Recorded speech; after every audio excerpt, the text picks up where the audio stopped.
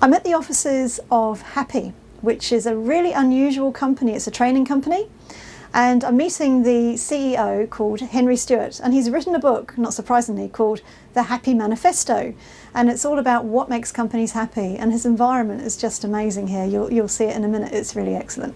So I'm very excited to be here, and in a moment we'll meet Henry. I'm Henry Stewart. I'm founder and chief executive of Happy Limited, and we help organisations create happy workplaces. We started as Happy Computers 25 years ago. Our aim was to make learning about IT a fun, enjoyable and involving process. As Happy Computers, we won quite a few awards. We were rated the best company in the country for customer service. Wow. 5 years in a row we were in the top 20 workplaces in the Financial Times list, and so our clients started asking us to help us with that aspect of things, to help them with the culture and with helping them become great workplaces. So then was born Happy People, and the company is now Happy Limited. So who or what inspired you to write your book, The Happy Manifesto?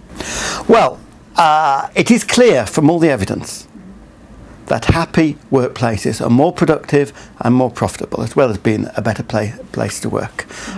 So I wanted to get that message out there. My aim is to start a movement for happy workplaces, so that we get to a point where the happy workplace is the norm and not the exception. So we believe that happy workplaces are more profitable, and the evidence is clear.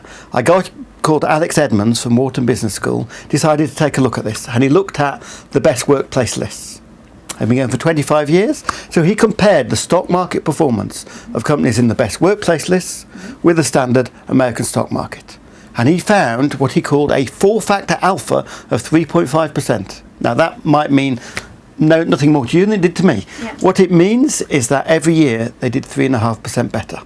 What that means is that if you'd invested your pension fund in the standard stock market, and at the end of 25 years it had been worth £100,000, if you'd invested in the best workplaces, it would have been worth over £230,000. That's the hard financial evidence for happy workplaces. And you may ask, well, why don't the investment funds do this then? Yeah. Well, I've just discovered one that does. It's called the Parnassus Endeavour Fund. It was set up 13 years ago with $600,000. It now has $1.3 billion in it. And its 10-year performance is in the top 1% of all American funds. And its mission is very simple: to invest in happy workplaces. So what makes an organisation a great place to work? Well, they've been very much helped by the best workplace list. That's the first place they go to look. Right. But it's one where people say they feel happy to be there. Now, let's be specific about this. Yes. I do have a colleague who delegated somebody to make people happy. So he brought in hula hoops and games and made people have fun and measured happiness before and happiness afterwards. And happiness went down. Because it's actually not about the trivial stuff.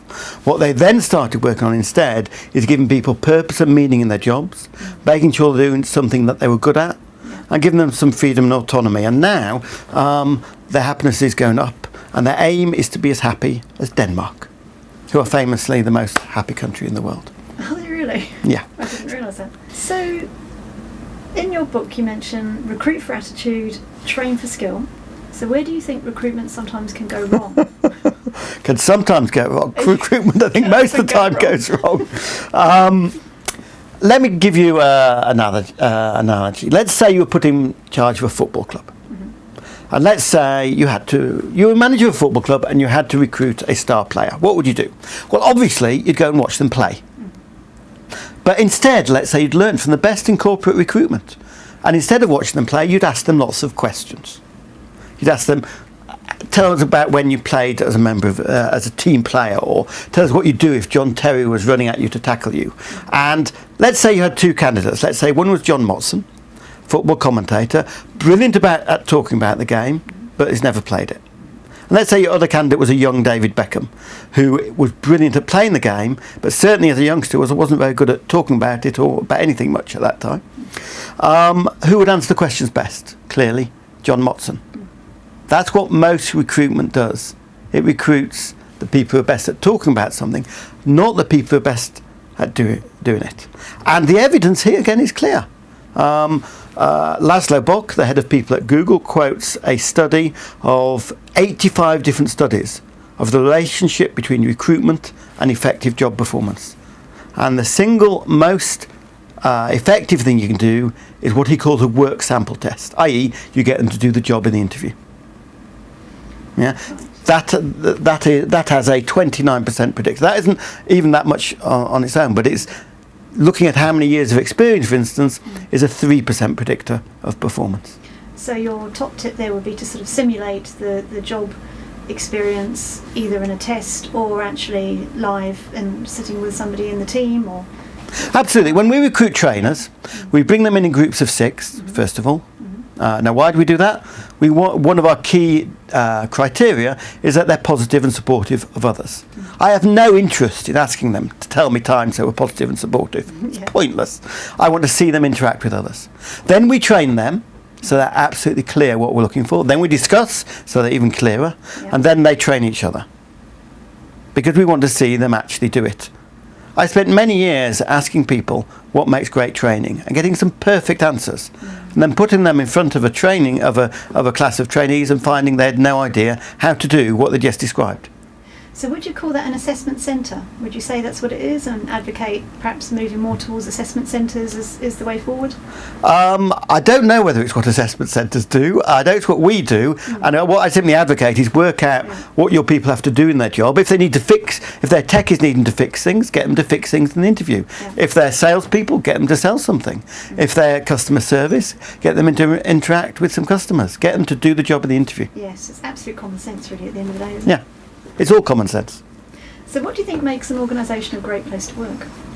Okay, that's a good question. Our core belief is people work best when they feel good about themselves. So what then should be the focus of management? Fairly clearly, it should be getting people to feel good about themselves, creating the environment for that. When I ask people at conferences to put their hands up if that is the main focus of management in their organisation, I get 1 or 2 hands. But I recently was sitting next to the chair of one of Britain's biggest retail companies, 90,000 people, who put his hand up and said, yes, in my company, that is the main focus of management. You can probably guess which company it was. It was John Lewis. And he went on to describe how at their last board meeting, they spent 20 minutes discussing the numbers and 3 hours discussing people, how to value them, how to motivate them. Is that the focus in your organisation? Do you think managers might think it's the focus? In my experience, very few people do think it's the focus. And then what do you do about it? People, when people work at their best is when they're challenged, but when they're trusted and given the freedom to do it themselves. Trust is the big one, isn't it? Trust is the big one. So what we actually do with organisations is we work with them on getting out of micromanagement. People hate being micromanaged, on helping managers set guidelines, but step out the way to give their people freedom. And then we change the role of managers. Because the research is very clear that the most effective behaviour of managers is show interest in your people, empower them, and number 1 is to be a good coach. So that's what we work with. We work with managers on shifting from whatever they were doing before to showing interest and being a good coach, because that's what gets the most out of your people, and that's what creates a completely different culture. Imagine you get to work and you have a note from your boss saying, I need to see you at 2 p.m. Do you feel excited? Because actually, if you have a great culture and your manager's supporting and coaching you, you will feel excited. You'll feel great about that. We had one of our clients in here the other day. I asked that question of the audience and everyone else said, no. And he said, yes, I do actually. I love talking to my boss. He supports me. He's there for me. We've trained him in how to change his behaviour. Does it take long to change people's behaviour? Managers that have always worked in another way, just out of interest? It varies between managers. The truth is that some people are natural managers and don't even need the training. Gallup reckons that's about 1 in 10. Some people can be taught it. Gallup reckons that's 2 in 10. Gallup reckons you don't bother with the other 7 in 10. We think they've been a bit pessimistic there. But there's some people who shouldn't really be managing. We believe, deeply radical idea, that you should get your people to do what they're good at. Yeah? If they've got strengths and weaknesses, don't bother training them up in their weaknesses. Get them to spend their time doing what they're good at. Some people are great at managing people. Make sure they're doing it. Some people really aren't, and however much you train them, aren't going to be. Find them a route to promotion and satisfaction that doesn't involve managing people. That's one of the big changes that we help companies make. Yes, and I think you can do that through job titles. In your book, you mention this. Yeah, I give the example in the book of one company where you could be a people manager or a technical manager, but everybody was happy with it as long as manager was still in the title, so they still felt they were a manager even though they weren't managing people. So in your book you talk about trusting employees and pre-approving projects or work they're doing. So what would be one tip you'd give a manager for that? Because that's quite a leap of faith of trust, isn't it? It is. The question is how you do it. And here's a very simple way. We call it pre-approval. What you're probably doing at the moment is you're asking people to come up with, say, a solution or something to solve a problem and bring it back for approval. Well, miss out that last bit. The idea is you approve the solution before they've thought of it. Okay? So you agree clear guidelines. You don't just say do whatever you like. You agree clear guidelines and then leave them to it. So one of my favourite examples is we had a 19-year-old. She'd been working for us for 3 months. She was in charge of the cafe and she wanted to improve the cafe. So we agreed a budget, checked she understood the key principles of the organisation and left her to decide what she wanted to do. And I saw it one morning when I walked in and it had all been done. Now imagine the sense of ownership, the motivation, that cause for that person in their first job, but they walked in every day. I've got to get it right. well, with the supportive environment. Of course. But they walked in every day and thought, this is my cafe. I've created this and I've been trusted to create it. Yeah, real sense of accomplishment. And you were happy with it as well? I was delighted with it. Yeah. Another example is our website, which is a bigger one. Our website is pretty important to us. We don't have salespeople, we don't have advertising, so our website and word of mouth is the only way people find us. So I'd always been quite involved in the website, because I know a bit about internet and the marketing. I've never done it as a job, but I've got opinions. So I would always helpfully contribute those opinions. Maybe you should do this or that or change that or have that. So the person in charge of the website never really felt in charge of the website. So we decided, okay, we believe in pre-approval, let's pre-approve the website. So Johnny took it on. We didn't say to Johnny, do whatever you like. That's not what pre-approval is. No, okay. We had distinction. Absolutely. We had a clear branding exercise. The look and feel of our company was clear. We agreed the metrics it'd be judged on, how many people who visited it, how much income it generated.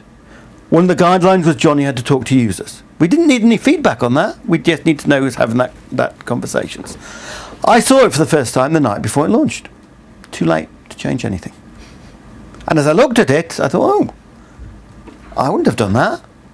And why is that there? Because if you truly delegate, you don't get what you would have produced. You get what they produce. It was completely within the guidelines. So up it went. Yep.